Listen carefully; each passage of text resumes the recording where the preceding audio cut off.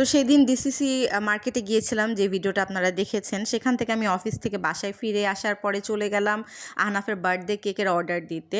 আর আমার মেয়ে আদ্রিতার চোখ তো বরাবরই একটু উপরের দিকে যায়, মানে ভালো জিনিস আর দামি জিনিস এই দুইটার প্রতি ওর একটা আলাদা দুর্বলতা আছে, সেটা কেক হোক বা ছোট্ট একটা চকলেটই হোক। তো আদ্রিতা বারবার বলতেছিল আজওয়াতে চলো, পিউরিতে চলো। আমি গিয়েছিলামও, কিন্তু ওখানে যাওয়ার পরে দেখলাম কি যে ওখানে যেই 1 কেজির যে কেকটা, সেটা যদি আমি নেই তাহলে আমার বাজেটের বাইরে চলে যাবে। তাই আর কি আমি সেখান থেকে নেইনি।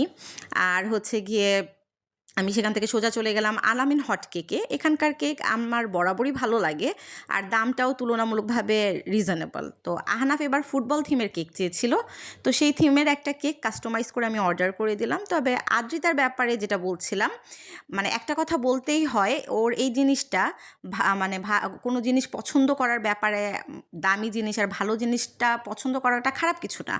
আমার মেয়েটা আসলে রুচিশীল, কিন্তু সেই রুচিশীলতা মেনটেন করতে গিয়ে মাঝে মাঝে আমার পকেটটা যে ফাঁকা হয়ে যায় সেটা তো বলার বাইরে। যাই হোক, কেকের অর্ডার দিয়ে আমরা দুই মা মেয়ে রিক্সায় করে চলে গেলাম 11 নম্বর মার্কেটে। যেহেতু আহনাফের বার্থডে, সে উপলক্ষে রান্নাবান্না করব, তাই মুরগি, শসা, লেবু, মানে দাওয়াতের জন্য যা যা দরকার সব কিছু আমি ওখানে কিনতে শুরু করলাম। আমি আসলে খুব বেশি একটা বাজার করি না, তাই মানে কোন জিনিসটা ভালো বা কোনটা নিলে ভালো হবে এসব বুঝতে আমার একটু সমস্যা হয়। তো ফলে মানে এখান থেকে দোকানদারেরও পরামর্শ নিচ্ছি, আবার ওখান থেকে আদ্রিতারও সাজেশন নিচ্ছি, মানে আনাড়ি মানুষ আরেক আনাড়িকে জিজ্ঞেস করে। দেন আমি এগুলো কেনার পরে চলে গেলাম মুরগির বাজারে, জনি ভাইয়ের দোকানে। তো জনি ভাইয়ের দোকানে গিয়ে যে দুইটা কাপলকে দেখছেন, ওনারা হচ্ছে গিয়ে এতটাই বিরক্তিকর একটা ক্যারেক্টার ছিল। ওনারা একবার মুরগি নেবে, একবার মোরগ নেবে, মানে কি যে করতেছে, মানে 7বার 8বার ওনারা মুরগি পাল্টালো। একবার এটা মাপাচ্ছে, তো আরেকবার ওটা মাপাচ্ছে। তারপর ছেলেদেরকে আবার বলতেছে, এই শোনো শোনো, এই দেখো এইদিকে পশ্চিম, বলবা বিসমিল্লাহ আল্লাহু আকবার বলে জবাই দিবা। ভাই, আমরা তো সবাই মুসলিম, তাই না? এসব তো আমরা জানি, কিন্তু উনি এমনভাবে ডিরেকশন দিচ্ছে, মনে হচ্ছিল উনি একটা মুরগি না, পুরো মুরগির দোকানটা কিনতে আসছে। আমি যদি দোকানদারের জায়গায় হইতাম, তাহলে এরা ব্যাটারা মাইরা 11 নম্বর থেকে বাইর করে দিতাম। যাই হোক, তারপরে অনেক কষ্টে ওখান থেকে আমি মুরগি নিয়ে চলে গেলাম হচ্ছে গিয়ে সবজির দোকানে। তো সেখানে দেখলাম পেঁপে 20 টাকা কেজি করে চেঁচাচ্ছে তারা। তা আসলে 11 নম্বর মার্কেটে রাত করে গেলে সবজি অনেক সস্তায় পাওয়া যায়। তারপর আমি আদ্রিতাকে নিয়ে চলে গেলাম চকলেট কিনতে, কিন্তু সমস্যা হলো আদ্রিতা ভাই একটু পশ কিসিমের মানুষ।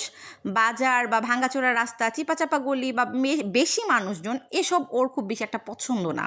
ও চায় একটু স্ট্যান্ডার্ডভাবে চলাফেরা করতে, একটু পশ জায়গায় যেতে। তাই ওই চিপাচাপা মার্কেটে গিয়ে মানে আমার আদ্রিতার মনে হয় দমটা বন্ধ হয়ে আসতেছিল, আর সে আমার সাথে ভিন ভিন করেই যাচ্ছিল। কিন্তু ভাই, আমি তো গৃহিণী, যেখান থেকে কম পাবো আমি সেখান থেকেই কিনবো, তাই না? আর 11 নম্বরে এমন কোনো হেয় জিনিস নেই যেটা আপনারা পাবেন না। বেলুন থেকে শুরু করে বার্থডের যাবতীয় জিনিসপত্র পাওয়া যায়।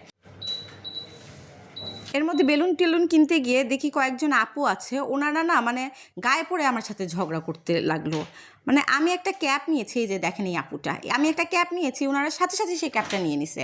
আমি শুধু বললাম, আপা ক্যাপটা তো আমি নিয়েছি। এই কথা বলতে না বলতে মানে ওনারা মনে হয় একেবারে ওনাদের পারিবারিক সম্পত্তি আমি নেওয়ার জন্য আবদার করে ফেলছি, একদম আমার উপরে ওনারা তেড়ে আসলো। তো সত্যি বলতে ওই দিন আমাদের লাকটাই খারাপ ছিল, যে দোকানে যাচ্ছিলাম এমন কোনো না কোনো একটা ক্যারেক্টার পাচ্ছিলাম। যাই হোক, সব কিছু শেষ করে বাড়ি ফেললাম। আর এখানে আহনাফের জন্য আদ্রিতা এই গিফটটা বানিয়েছে, যেটা সে আগের দিন রাতেই তার বাবাকে সাথে নিয়ে বানিয়েছিল।